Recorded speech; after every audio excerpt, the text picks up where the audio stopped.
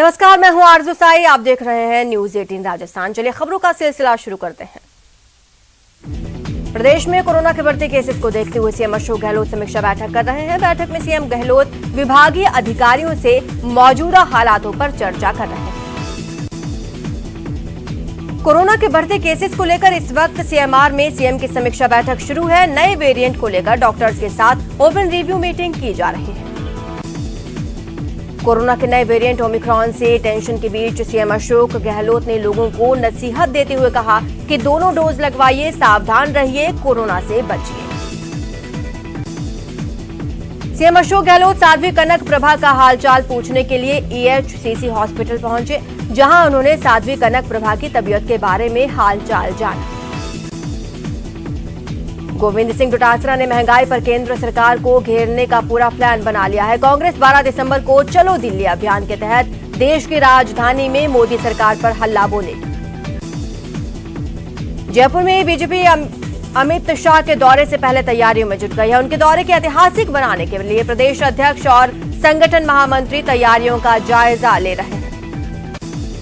वडोदरा में फिर लौट आया कोरोना। जयपुर में आज 2 बच्चों समेत 11 लोग संक्रमित। अजमेर में 2 विदेशी महिलाओं की रिपोर्ट भी पॉजिटिव।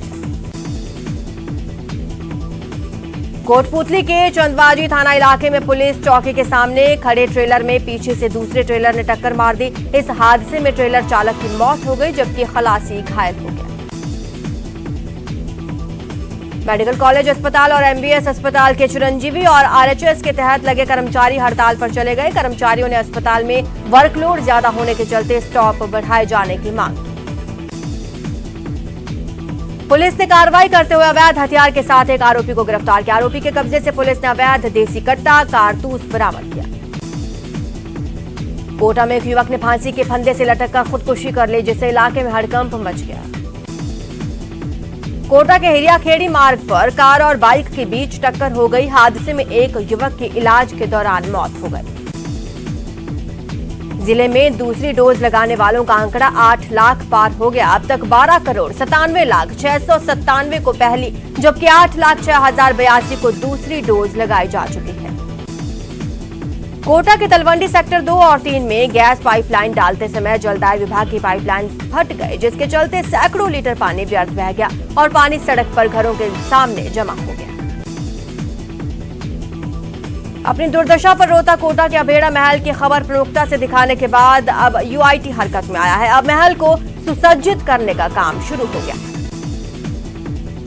शनिवार को काल भैरव अष्टमी के मौके पर जिले के सबसे प्राचीन काल के भैरव मंदिर में भैरवनाथ को 500 किलो हलवे, 501 कचौरियों और 50 किलो चने का विशेष भोग लगाया गया। उदयपुर के धान मंडी इलाके में नगर निगम के अतिक्रमण विरोधी दस्ते और व्यापारियों में झड़प हो गई। इसके बाद पुलिस ने हल्का बल प्रयोग कर व्यापारियों की भीड़ को तितर बितर किया।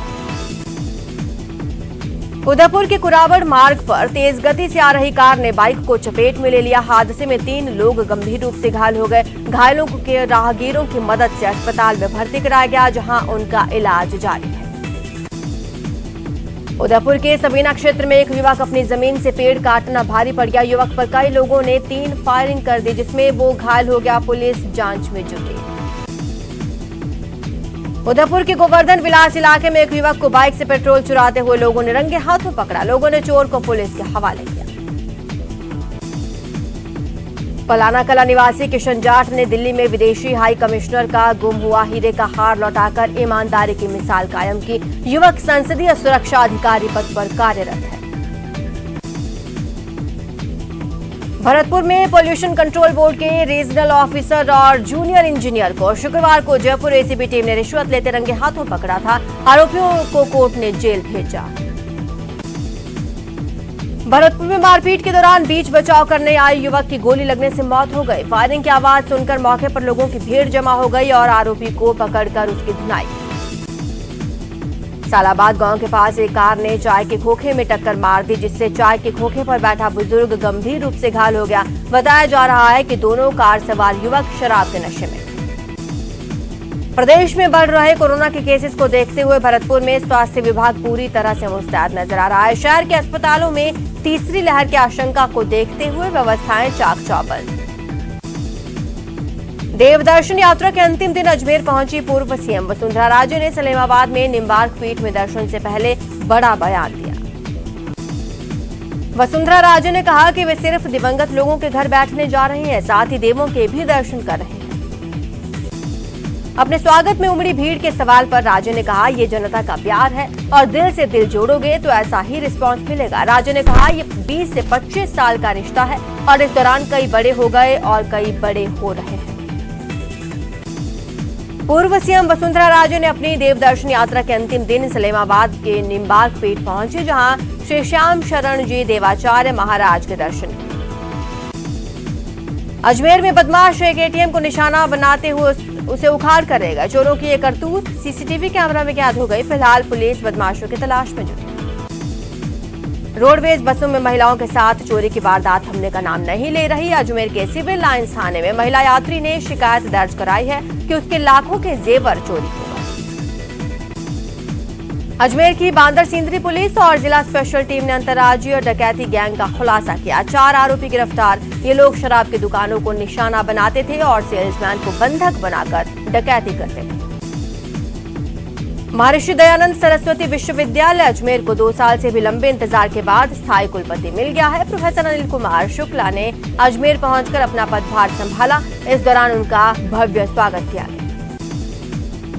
65वीं राज्य स्तरीय टेबल टेनिस प्रतियोगिता का आयोजन राजकीय बालिका उच्च प्राथमिक विद्यालय भगवानगंज में किया गया। समारोह का उद्घाटन कांग्रेस नेता महेंद्र सिंह रलावता और हेमंत भाटी ने किया। बीकानेर की कृषि उपज मंडी में यूपी से आए एक व्यापारी से पुलिस चेकिंग के नाम पर लुटेरे 2.25 लाख रुपए की लूट कर फरार हो गए। पीड़ित व्यापारी ने पुलिस को बताया कि 2 मोटरसाइकिल पर 4 लोग सवार होकर आए थे और खुद को पुलिस बताकर चेकिंग के नाम पर 2 लाख रुपए लूट कर फरार हुए।